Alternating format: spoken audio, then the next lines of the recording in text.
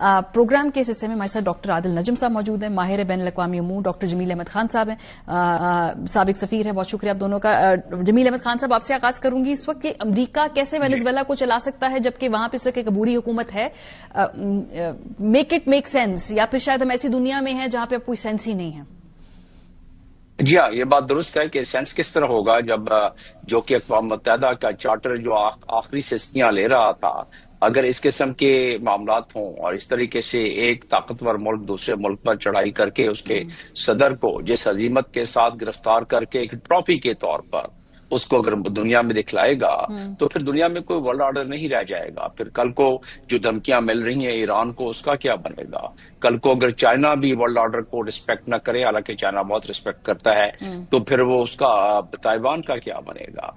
और रशिया जो कि पहले ही 20% अपनी सारी इलाके ले चुका है यूक्रेन का, बाकी 80% यूक्रेन का क्या बनेगा?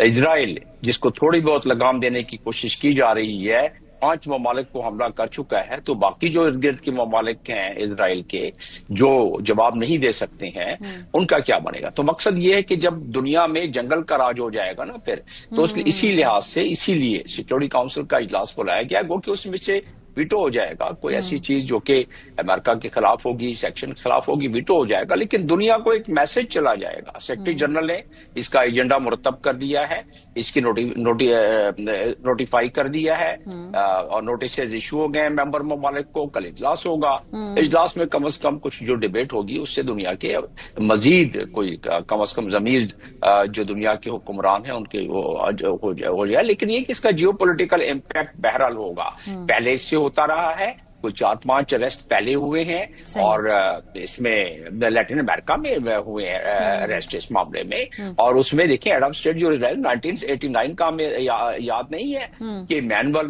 नोरीगा पैनामा के थे, उनको अरेस्ट कर लिया था। इसलिए उनको भी वही ट्रैफिक, ड्रग ट्रैफिक और मनी लॉन्ड्रिंग वाला उन पे भी इल्जाम था। सदाम हुसैन को तो चले वो वो इंटरनेशनल ह्यूमन राइट के मामले में उसको बहाना बनाया गया। इसी तरह निकोलस मडोरो को तो आपने देख लीजिएगा कि किस तरह ट्रॉफी के तौर पर लेके गए। जुआन और लांडो ये होंडोरस के थे। तो ये कोई नई बात नहीं है, लेकिन पहले की जियोपॉलिटिकल लैंडस्केप में और अब के जियोपॉलिटिकल लैंडस्केप में बड़ा फर्क है।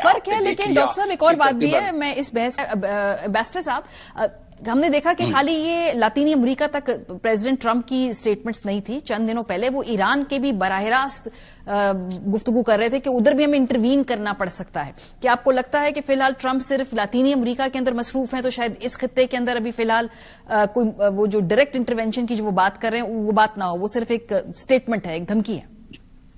नहीं, इससे तो और ज्यादा उनको उनके इन इरादों को दवाम मिलेगा कि 1 घंटे के अंदर अंदर पूरा ऑपरेशन मुकम्मल, तैयारी जो करनी थी उससे पहले रिहर्सल वगैरह हो गई थी।